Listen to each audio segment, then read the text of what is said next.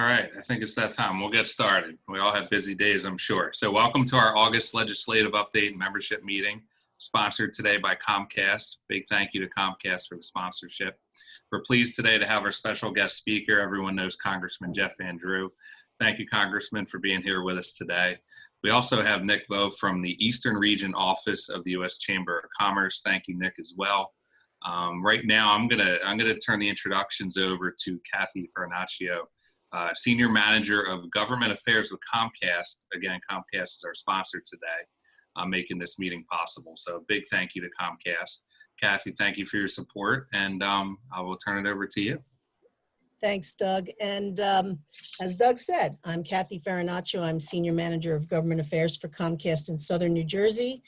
And it is my pleasure to introduce our Congressman for New Jersey's 2nd District, Jefferson Van Drew. On November 6, 2018, constituents in New Jersey's 2nd District elected Jeff Van Drew to represent them in the United States House of Representatives. He was sworn in on January 3rd, 2019.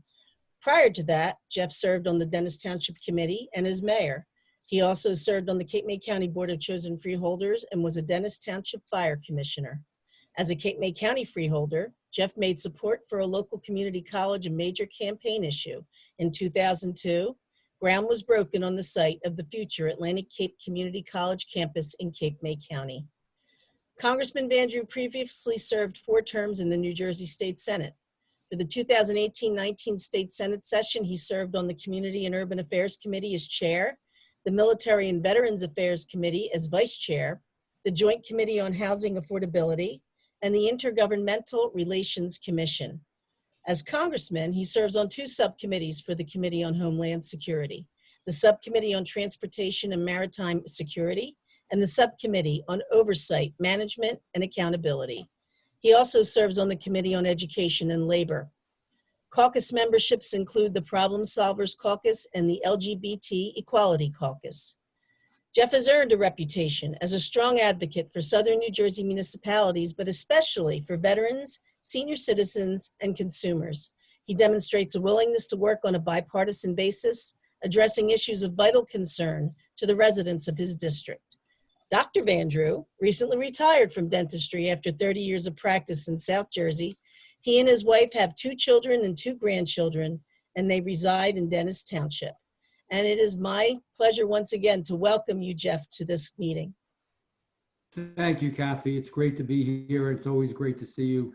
Kathy and I go back quite a few years, I think now. A lot of us do, but yeah, since the beginning. So it's great to see everyone. And I was just saying, I look forward to the time when we all really can break bread together in reality and, you know, be able to sit a little closer. And Kathy's a hugger, I'm a hugger, like we'll be able to hug people again, you know, and just all the normal things that people do. And I pray that that comes soon. It's a pleasure to be with you. I'm going to go over a few things, and then I'm certainly open to any questions that you might have. This is the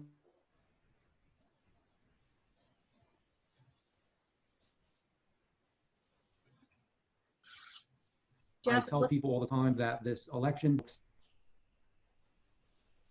Congressman, you're dropping out a little bit on us right now. Because of the nation. When I got into Congress, I always tell a story about some people said, well, you sure you want to do this? You have, you know, seniority in the state Senate, and you're chair of one committee, vice chair of another committee, and et cetera, et cetera. And I said, no, I'll do it. And they said, it's going to be more work in Congress. I said, it will be more work. And I've never been afraid of work. I said, but it won't be that much more.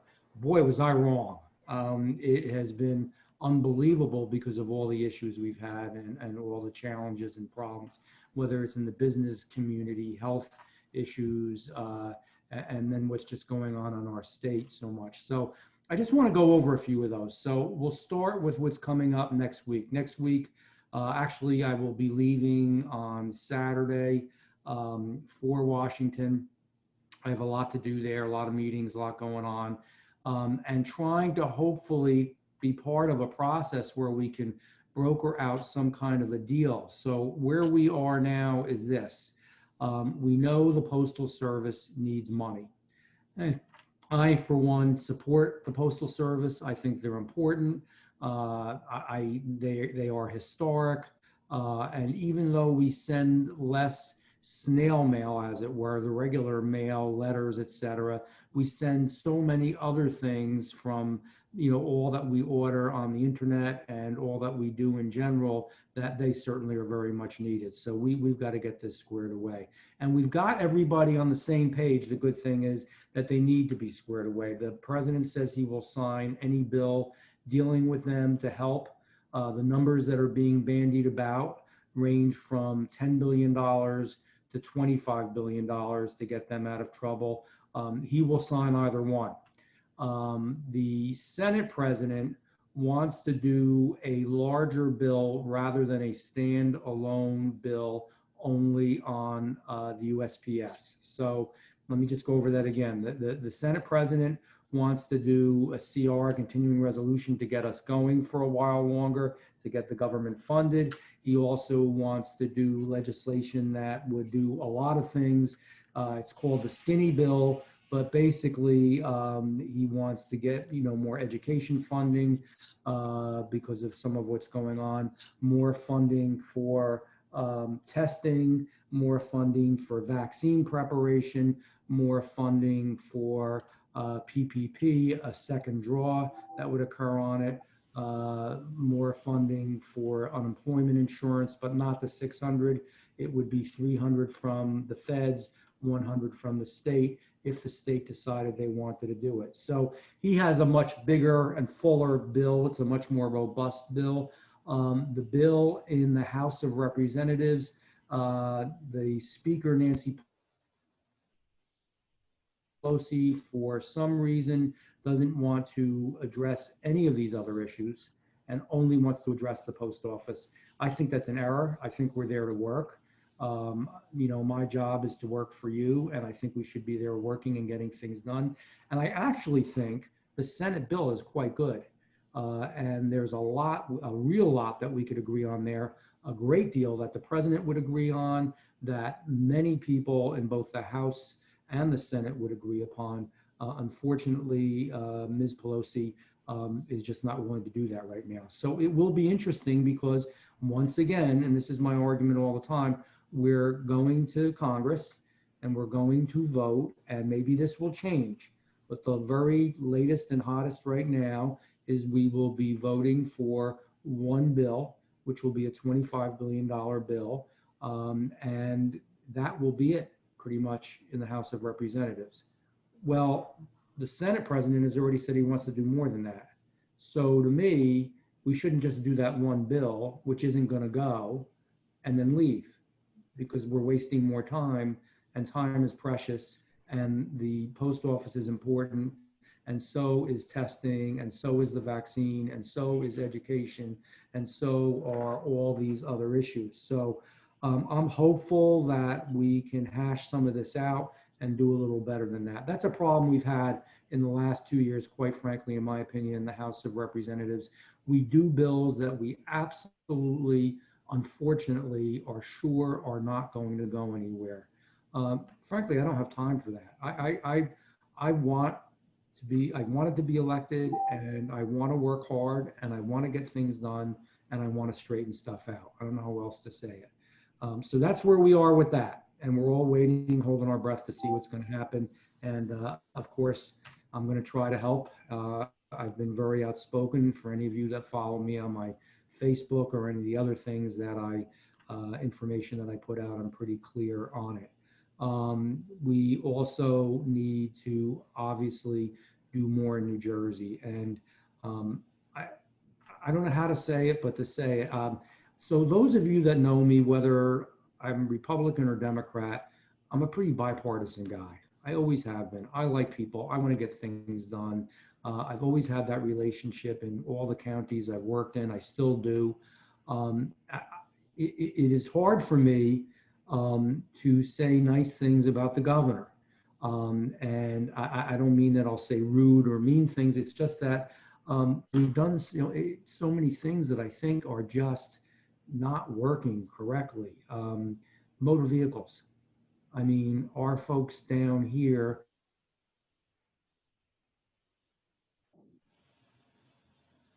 travel well over an hour, and then they have to wait for hours. And the government works for us. We don't work for the government.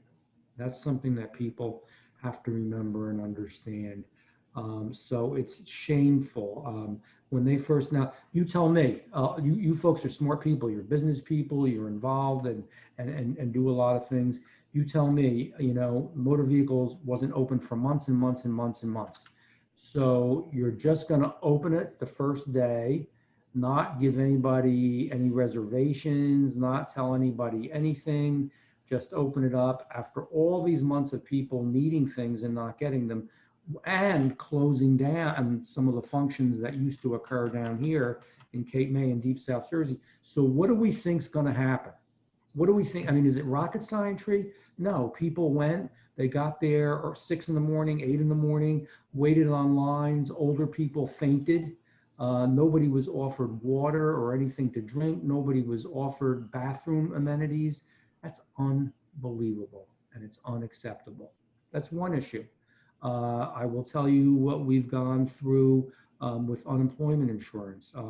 Fortunately, we've had a lot of experience with unemployment insurance because I have so many people in my office that also worked many years with me in the state office.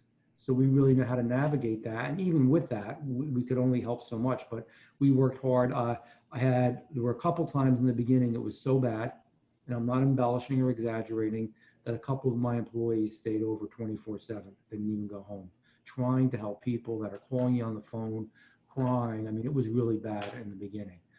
Again, administration was totally unprepared, didn't know what they were doing.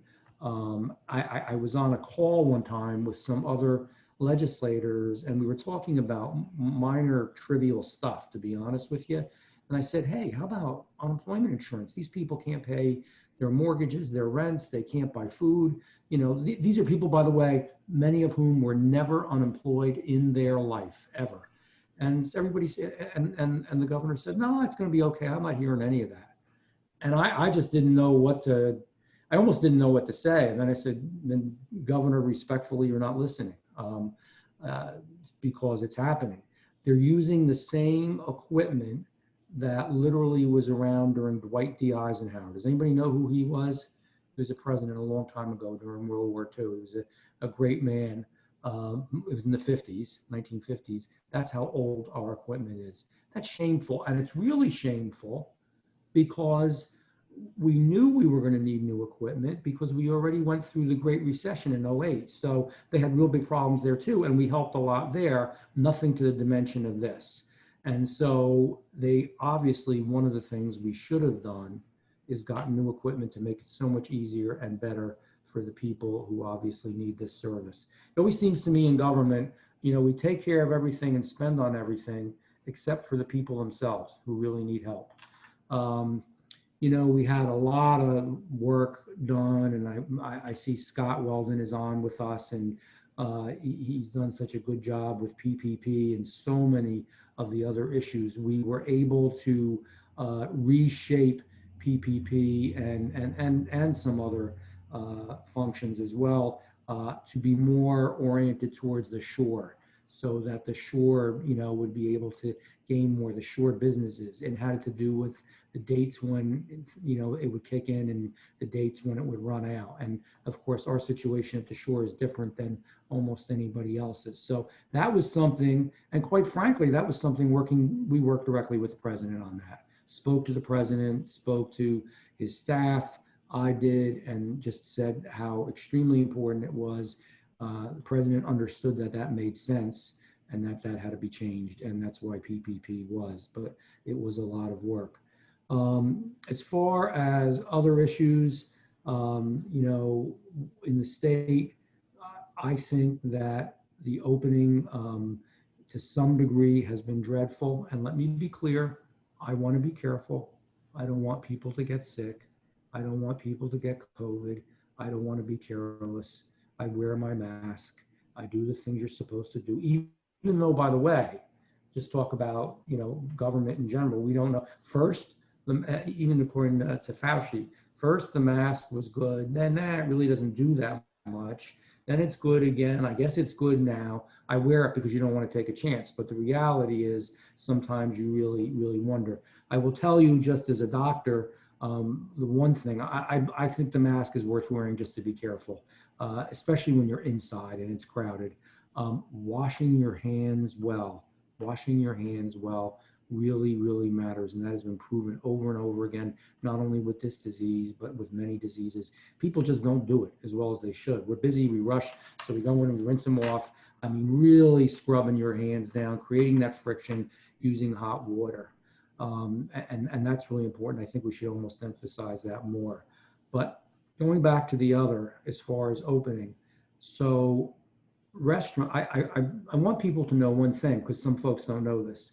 New Jersey is the only state in the union where opening wasn't done in stages. And by that, I mean this. It was done in stages where one week one thing was open and next week something else was open. I'm talking about by location. So we have the same, thank God, no, we don't want to see anybody pass away, but let's take Cape May County, for example. The same 80-some people have passed away for a long period of time. Cape May County has been relatively safe and relatively good, and that's good. So the fact that we couldn't open a restaurant and at least allow 25% occupancy in that restaurant, the fact that our governor never even spoke to the casino executives, just allowed them to open eventually, but not open restaurants again, which is a huge part of the business, and many people lost their jobs. The fact that even New York State, Northern New York State has similarities to Cape May County in that it's more open. They have much less of a problem. A lot of people go there for tourism. Even Governor Cuomo allowed them to open, but wouldn't allow New York City to open because thought there was more of a problem. We should have been allowed to open. It was shameful. I actually think it was mean-spirited. I know of people who have lost their jobs, but worse than that, some people have definitely some people have lost their businesses. And that is a shame. Thank God you can eat outside, but you know, time's moving along. What's going to happen in September, October, November, December? Are we going to be sitting outside with coats on? You know, I don't know. I hope not. So this governor's kind of got to step up to the plate and make sure that we can do what every other state in the union did. Treat different parts of the state differently. Every other single state except New Jersey. So we've gotten the short end of the stick.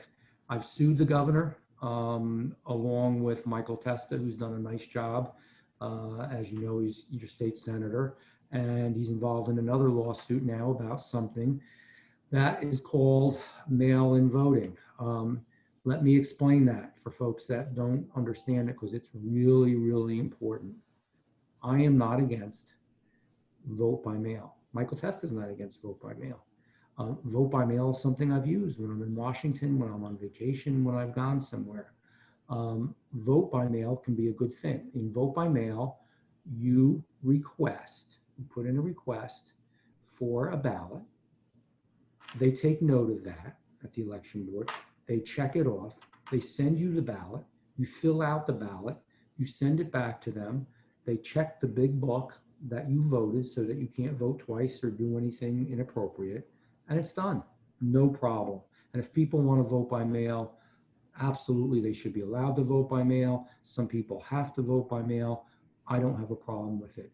The difference with what we're doing now is that every single registered person that they have in their registry, some of whom are dead, some of whom have moved away, it's all going to go out in the mail.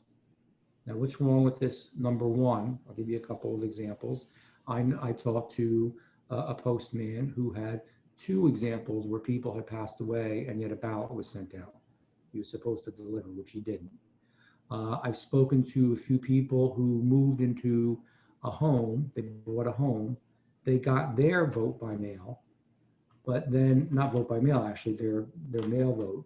They got that, they voted, and then the next day or two, they got another one to the person who used to live there. They could have filled it out and sent it in, but they didn't.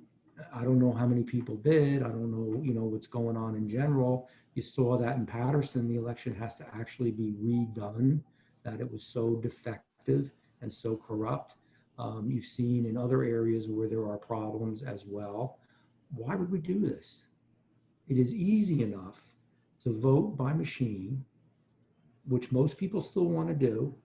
And if you really think it's going to be too crowded, that line is too compressed, which I'm not sure that would happen, because we would do the same thing that all the big box stores do. And somehow we can do it with the big box stores and other institutions, where you mark the floor, where you should stand 6 feet apart, and you vote. And you've got from 6 in the morning till 8 at night, or 5 in the, I forget if it's 5 or 6, but whatever.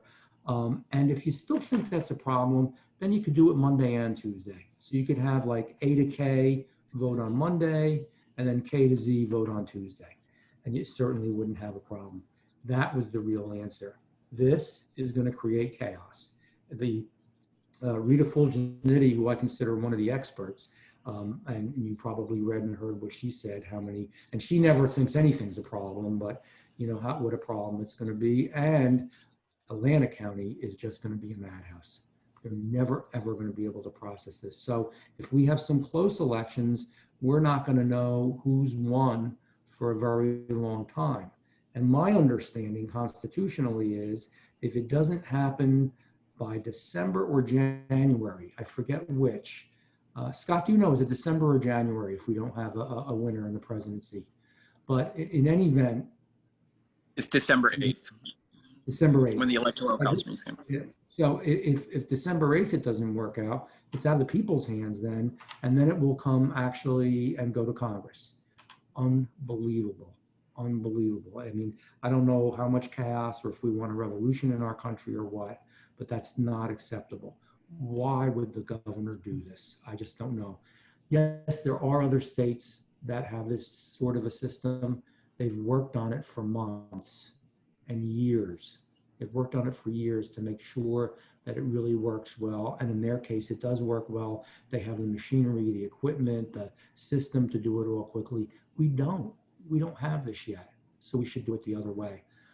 Those are my thoughts that I wanted to share with you. And I know there's kind of cranky thoughts today. Usually I'm always in a good mood, and I am in a good mood still, but we've got some real issues and problems, and we're going to have to deal with them. This is a real test for America. So thank you for having me. Thank you, Congressman. I know Vicki is going to step in and moderate any questions that anyone may have. Yes, thanks, Doug, and thank you, Congressman. One of the things that we wanted to ask about is something that you're very familiar with, and that, of course, is our summer work travel program.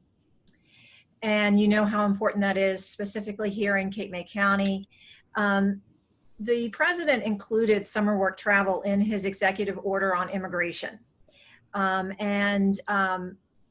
is a deadline of September 22nd coming up on that.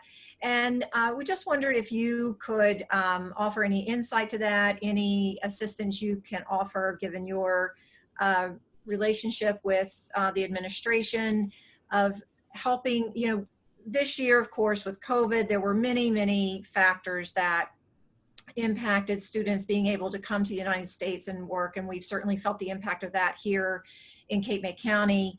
But the future of the program really is hanging in the balance, and just wondering, what thoughts you might be able to offer on how we can work to preserve the program for the future. It's a good question. Vigilance, I will tell you, we have to continue to make the president aware of the importance of this program. Whether it was Hillary Clinton or the president, there were concerns with the program because they don't really understand it. And unfortunately, some folks had led them to believe that it was misused in a way, that it didn't grant the educational and social opportunities that it really does. It's a wonderful program for these young people. So, I spoke to the president about this. This was one of the hardest things. Scott, you remember, we were really pushing on this to try to make this happen. And fortunately, he did. We were in a tight spot there for a little while. I wasn't sure because he has strong feelings about immigration. By the way, so do I. But like everything else, you have to understand what kind of, are you speaking about a legal process or an illegal process? This is a legal process that we go through that is a wonderful way for us all to share. So my thought on it all is right now, there's nothing immediately new.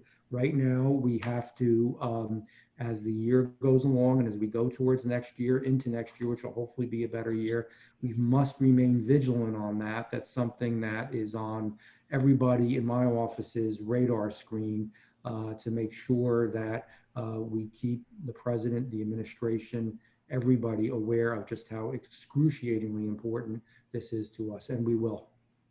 Thank you. And just for the sake of everyone, joining us here today, I'll just point out that summer work travel for the international students is not an immigration program. It's a public diplomacy program from the Department of State. Right. And it too often gets thought of that's a labor issue, and it's not, which is the problem of it being included in this immigration executive order. So I just want to make sure everybody is aware, because that's the public. I will tell you though, Vicki, no matter what we do, the president thinks of it that way. Exactly. And so do many people do in the administration, and you just caught me. So, oh, no, I wasn't correcting you. I just making sure that, because we you're right. deal with this You're all right. the time. Right. People who aren't talking about it don't understand it. I know. You're right. Absolutely. Right. Yeah. Another subject that our legislative committee had wondered about was any type of infrastructure funding that might be coming out of the COVID relief package that might help us with our transportation funding or anything like that with federal dollars. Is there anything that we might be able to look forward to? There are a million packages out there and a million ideas. Everybody agrees that we should be doing something for infrastructure. And we did a bill in the House that didn't go anywhere because included in the bill, and this is one of the problems that we have, Vicki, too often, is that particularly one group of folks are always putting in other types of initiatives and information in there. This does not have to do with the Green New Deal, for example, and things like that were put in there. Immigration was put in there, sanctuary cities. I don't remember, it was a little while back, but all kinds of things that people wouldn't want. So it made it hard for folks to even support it because there were a lot of things in there that people didn't support. One of the problems we have is everybody's being so damn political. No, we need a good infrastructure bill. The president said he will sign a good infrastructure bill. So let's, in my opinion, show that we're big boys and girls, learn how to compromise because we can. And I'm telling you, as tough as everybody thinks he is, the president will compromise too. You give him a good infrastructure bill, this president is going to sign it because it's going to create jobs, and he loves to create jobs, and it's going to help people. And we need so much of it. I mean, we need so much in Cape May County. I think of our bridges and some of the other issues that we have. And I don't know that I can do this. I would love, if we get close to doing something, I would love to get some money for our county bridge system in Cape May County. It's just, man, I don't know what religion you are, but when I go across those bridges, I'm always thinking of doing a Hail Mary. They need a lot of help. So nothing yet. I think a lot's going to break open. I really pray that a lot's going to break open when this election's over, regardless of who prevails. It has been sort of a game where, well, we're not going to let anything happen because we don't want anybody to look good. Right. We do have 2 questions in the chat. We're going to take those, and then we're going to get to our awards presentation. The first one is Congressman Van Drew. When Mr. Murphy, Governor Murphy, indicated one polling location in each county will have in-person voting, does that mean by machine, or will it be like primary voting where you fill out a paper ballot? Good question. So there will be a machine there. Unless you have a particular type of handicap, you will not be able to use it. Second, you also can go there and fill out, ask them for a ballot and fill it out and put it in, but then it becomes a provisional. I would not do that. I hope everybody listens to me, because the provisionals will be the last to be counted. And they're only counted if it's tied or everything's going wrong. So the provisionals are not something that I would really push for. The third thing you can do is fill out your ballot, go there, and just drop it off in their box. In other words, you filled it out already, it's all done. You're worried that the post office isn't going to get it there fast enough. The post office is worried they're not going to get things there fast enough. So you actually drop it off in the box. So those are the three ways. One, machine voting for those that are handicapped, special kinds of handicaps only. Nobody else gets to use it. Number two would be a provisional where you actually fill it out there provisionally. I wouldn't do that unless you really have to. An example would be that you never get your ballot and you suddenly realize it's the day to vote. So then you would go over there and I would do it. But other than that, I wouldn't. Thirdly, you filled everything out at home. You're a little worried about the post office. So you go there and you drop it off. Thank you. Okay, and the last question here is, there are still co-workers of mine who have not received their unemployment assistance, which was filed back in March, until they returned in May. They have filed multiple complaints with Senator Testa's office and still no avail. Is there anything further that can be done about the unemployment payments that they have not received? Well, he does a wonderful job. So, we will work with him. I would say to call our office too, and to ask for a gentleman by the name of John Kirk, just like Captain Kirk. I asked for John Kirk, tell him the problem, and ask him if he could put extra heavy pressure on there. We have a few connections sometimes, and John Kirk's been doing it for so many years. I mean, he did it when I was back in the state Senate myself. So he can help Senator Testa, I think, and we'll try to help. But see, that's an example to me. That's unconscionable, unacceptable. That is unacceptable. That person is relying on that unemployment insurance. And like I said, I met a lot of people that never collected, people in their 50s and 60s that never collected unemployment once in their entire life, over 6 decades. And yet they didn't, after paying in all those years, didn't get the help they needed. What do we do? And sort of the administration pretends that the problem isn't there. And I think that's an awful thing. And that's why, they should be sued over that as well. Government has a responsibility to provide a certain minimal, decent amount of care. And I don't mean to be harsh here, but they really do. And that amount of time, that's not like, oh, okay, it's 3 days off or a week off. It's a lot of time. And some people just can't do that. Mm-hmm. We regularly have people calling our office over the unemployment, just totally breaking down, crying. Congressman, one last question I would like to ask. Have you had discussions with the president about economic recovery specific for tourism-related businesses? I have, and the thing is, as he would say, or as his staff says, it's hard because we're not opening anything now. So let me go back on that. We're not doing what we should do now. We're not opening the proper way. So right now, and I've sent, and I'm glad to share that with the chamber, numerous letters, which I copied. Some of you saw it a while back, and I've sent him a lot of letters. I've met with the governor a lot of times. I've been on TV with him, and I, made it clear there's a way to do this. So let's just talk about that for an example. There is a way to open up restaurants and make sure that they have the proper ventilation, that they have the proper cleansing, that they have the proper wiping everything down, UV light if it's necessary. Same with the gyms. Unbelievable. We're putting gyms out of business and restaurants out of business. Imagine what it is to wake up in the morning after breaking your back, working so hard for so many years to create a good business, and then all of a sudden you find out you're going to go out of business. You're going to have nothing. Does anybody, that's, wow, that's brutal. I talked to some of my dentist friends who were really hurting there for a while. It's, it really is brutal. And so, we've made it clear as we move along, and I always make it clear, I'm always fighting for the tourism industry and working with you, and glad to meet with you and others. Eventually, as we get a little closer here, as we go through the winter, if we want to put together a joint committee of some sort and talk about, some of the things we want to ask for, because it's, the good part about this, it won't be only New Jersey.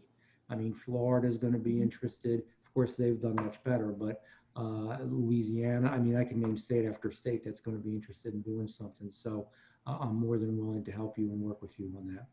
Thank you. Thank you so much. Doug, I'm going to turn it back over to you. Thank you, Congressman. Thank you, Vicki. As we mentioned at the top, we have Nick on from the U.S. Chamber of Commerce Eastern Region. We're excited today because he has a few special awards to present to our Congressman. Nick, go ahead. Thank you, Doug. Thank you, Vicki, and your team at the Cape May Chamber for all your work in Cape May and for the betterment of the business community in New Jersey. It's great to be back with you once again, and thank you for your remarks, Congressman. I'm here today with you all to present the Congressman with the U.S. Chamber of Commerce most prestigious and highest award, the United States Chamber's Spirit of Enterprise Award, and also new this year, the Jefferson-Hamilton Award for bipartisanship. And it's really our work with the business community across the country and leaders like your Congressman to work with members on both sides of the aisle to find solutions to our nation's problems and find that, that bipartisan solution to critical issues that, that the Congressman mentioned. I think for over 60 years, the U.S. Chamber has scored each Congress and individual members of Congress on legislation that impacts your bottom line in the business community at large. This past Congress, we've had significant legislative wins, and your Congressman has supported items such as expanding contracting for small businesses, notably the repeal of the Cadillac tax, which will reduce the cost of healthcare, and probably the largest legislative win for the business community was the ratification of the USMCA trade deal, which will expand opportunities for businesses of all sizes, whether in New Jersey or across the country. And I'd be remiss to also to mention the Congressman's bipartisan support and leadership on the coronavirus response. I think, just a few months ago, I was with you all as we talked about our favorite acronyms, PPP and EIDL. And not only is your Congressman and many members of Congress and your president looking to support businesses today, but also ensure that we bounce back stronger than ever. And I think, as the Congressman noted, and I will kind of underscore the importance of a Phase 4 legislation. We're not through this crisis. I think there's going to be significant pain continued as we go throughout 2020 and into 2021. And Phase 4 is a critical next step to ensure, small businesses, medium-sized businesses have the resources to, withstand some of the pressures that this coronavirus has put on folks.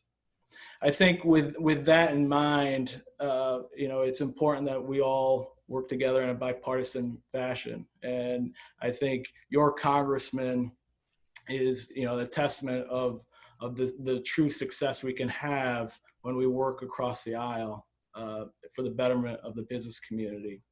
So without further ado, on behalf of our 2 million members across the country, the board of directors of the U.S. Chamber, I am honored to present Congressman Van Drew with the U.S.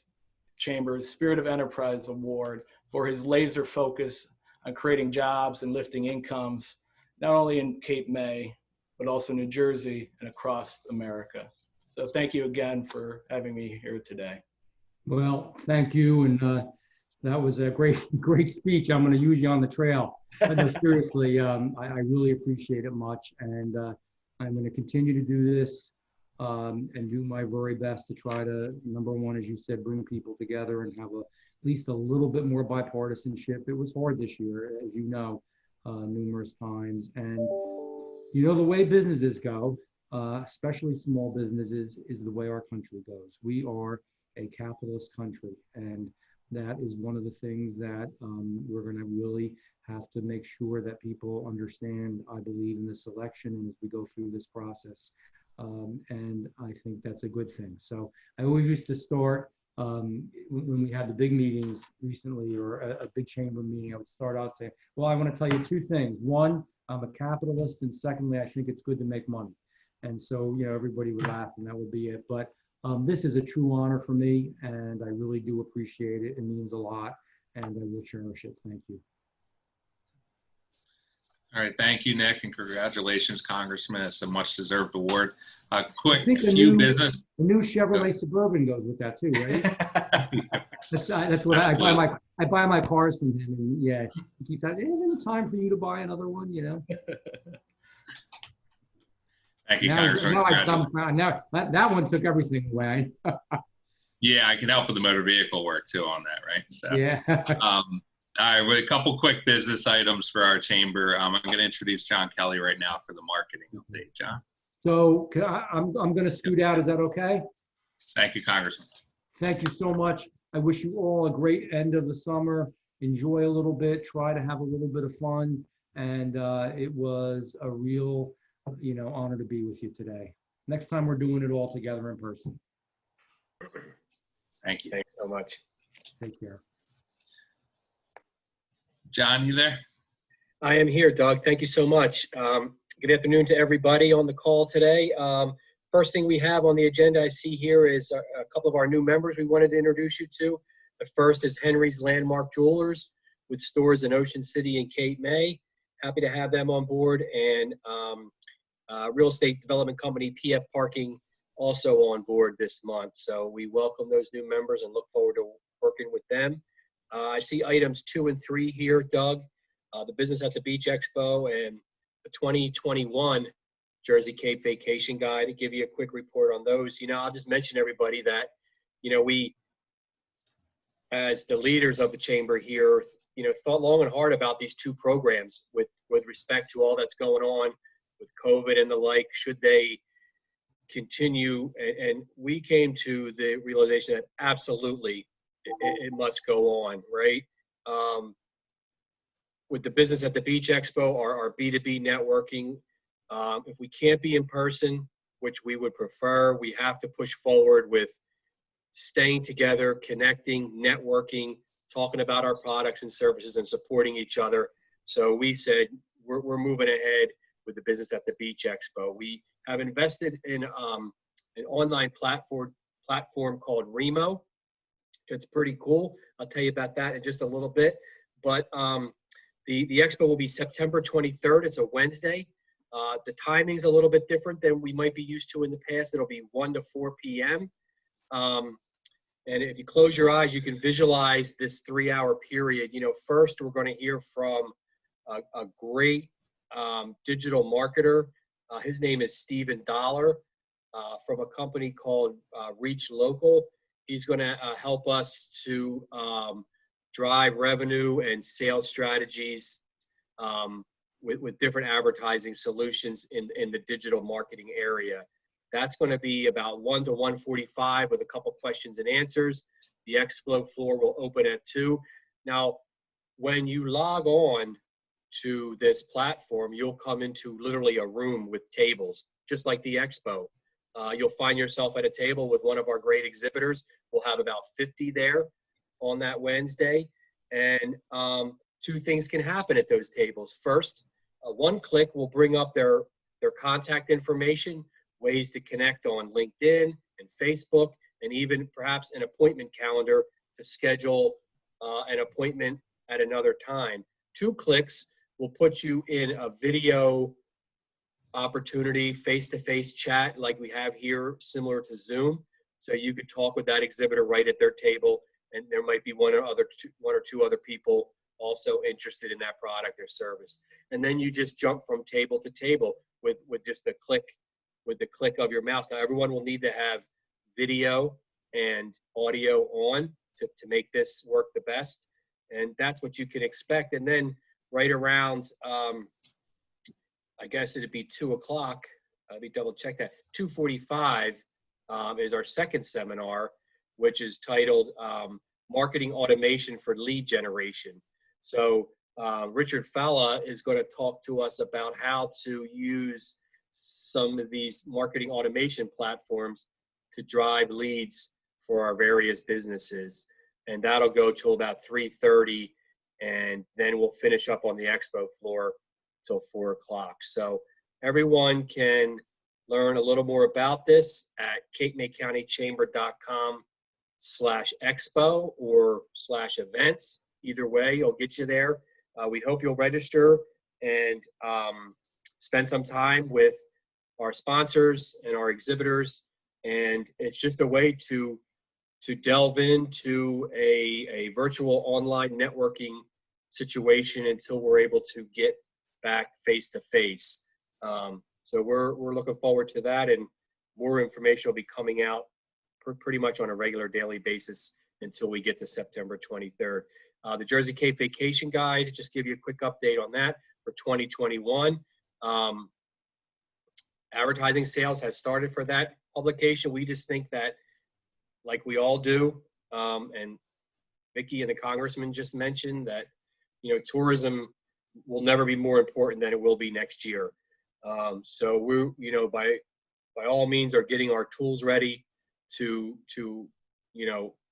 attack the marketplace when the time is right, to remind people of the great experiences they can have here on vacation in Cape May County, and do everything we can to bring as many people here to support our businesses as we can next summer. God willing, it'll be much different than this summer. We hope people will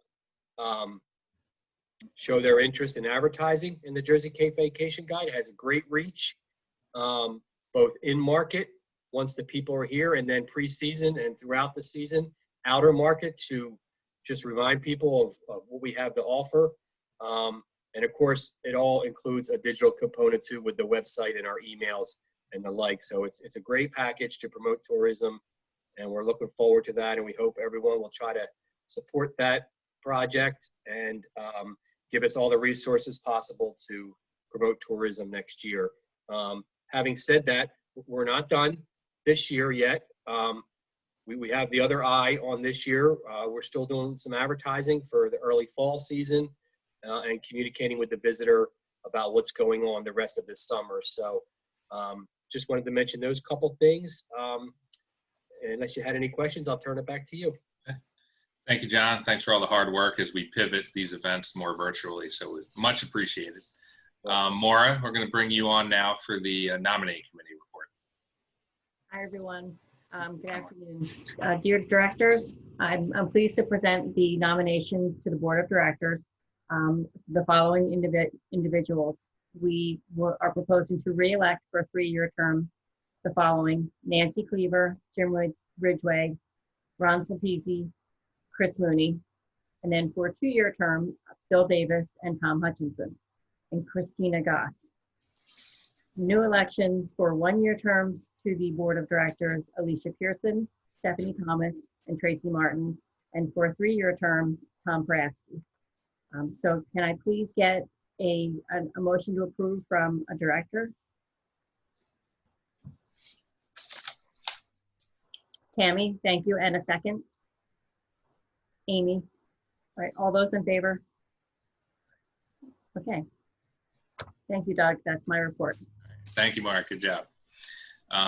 Amy, for an Education Foundation report. Good afternoon, everyone. The Education Foundation's golf tournament is scheduled for Tuesday, September 15th at Stone Harbor Golf Club. And if you're interested in playing and or sponsoring the tournament, we do still have a few spots open. All the proceeds will benefit the Education Foundation Scholarship Program. We're also excited to be the nonprofit partner for Kindle Auto Plaza's Oktoberfest. They're holding that event on Saturday, October 3rd, and they are still looking for vendors for the event. If you're interested in participating, you can contact Christine Alessi at Kindle. And Vicki, and the foundation, we're also looking for volunteers to assist that day as well. So any help would be greatly appreciated. Unfortunately, for this fall, we are going to have to pause the Leadership Cape May County program due to the COVID-19 limitations. So we're, looking forward to returning to the program in 2021. So thank you for your patience with that. Thanks, Doug. Okay, thank you, Amy. Nancy for an annual meeting report. Where's Nancy? Sorry, not everyone's on the same screen. Nancy, you there? He may have dropped off. Good time to turn over to you, Vicki. Okay. All right. I will try to fill in for the dinner. So we are hosting the annual meeting on October 21st. It also will be held on the Remo virtual platform, featuring the installation of officers, our annual awards, and a silent auction. So all the features that we normally have at our annual meeting. So we are looking for sponsors and really appreciate everyone's support who is able. We know it's been a tough year for many businesses, but if you are one of the businesses who has done well, we appreciate your support of the Chamber so that we can continue to offer valuable programming to assist our business community. The annual award nomination forms will be going out soon, and so put your thinking caps on so that we can recognize those businesses for their excellence this past year. They will include our usual list of awards, and we don't have a environment and legislative committee report today, but I do want to mention that one of those awards is the annual Environmental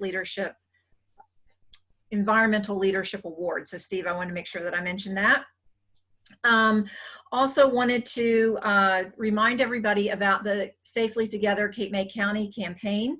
If you have not taken the pledge to do all that you can to keep Cape May County healthy, please go to safelytogethercmc.com, take the pledge. That, for your business. You can also take the pledge personally, and your business will be listed on the website. So we really appreciate that. I also wanted to mention that Cape May County is a member of the New Jersey Business Coalition. You may have seen in the news that the New Jersey Business Coalition has sent a letter to Governor Murphy with a document called Framework 2.0, urging for the immediate reopening of businesses and supporting the regional opening of businesses, which was talked about earlier in the Congressman's remarks. That coalition is also working on a couple of really key issues for the state on minimum wage and liability protection for businesses should employees contract COVID in the place of business. And I also will finish up just by saying that Scott Weldon, Legislative Director for the Congressman, is still with us. So if anybody has any questions that they wanted to follow up on, you can put them in the chat here or let us know and we'll direct those to Scott. And that's all that I had in my report, Doug. So we'll keep an eye on the chat to see if anybody has anything for Scott. Or Scott, did you have any final comments? No, obviously just want to be, if there's any questions about any of the pending legislation that's looming around DC right now, or if there's anybody that needs any help on any issues, don't hesitate to reach out to our office. We always want to be a resource for you all. So just wanted to get that out there. Thanks very much. Appreciate it.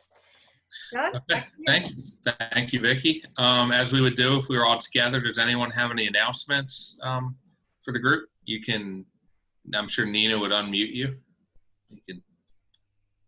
So you can enter in the chat or raise your hand.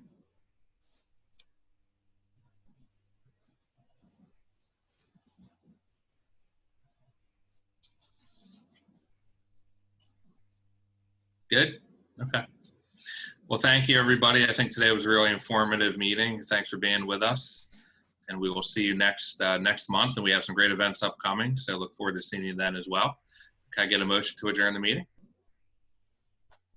All right, Maura, second Amy. All right. Thank you, everybody. Have a great rest of the week.